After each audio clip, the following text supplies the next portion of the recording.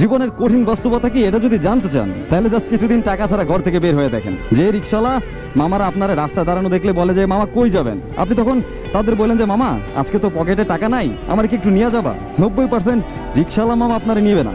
হ্যাঁ, তবে কিছু ভালো মন মানসিকতার মানুষ আছে, তারা আপনাকে নিয়ে যাবে।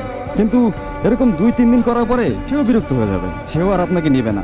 দোকানদাররে বললেন যে ভাই আমার পকেটে তো আজকে টাকা নাই, আমার কি এক কাপ চা খাওয়ানো যাবে। মন মানসিকতা ভালো হলে খাওয়ালো, কিন্তু সেটা যখন দ্বিতীয় দিন করবেন সেও আপনার উপর বিরক্ত হয়ে যাবে, সেও মুখ ঘুরে নিবে। বন্ধুরে বললেন যে বন্ধু আজকে তো টাকা নাই, আজকে একটু ঘুরতে নিয়ে যাস তোর সাথে, নিয়ে গেল। কিন্তু এইভাবে যখন 5-7 দিন হয়ে যাবে সে আপনার মুখের উপর না বলতে না পারলেও আস্তে আস্তে দূরত্ব বাড়া ফেলবে। একটা বয়সের পর যখন ফ্যামিলি আপনার দিকে তাকিয়ে থাকবে তখন আপনি তাদের কিছু না দিতে পারলে তারাও মুখ ফিরে নিবে।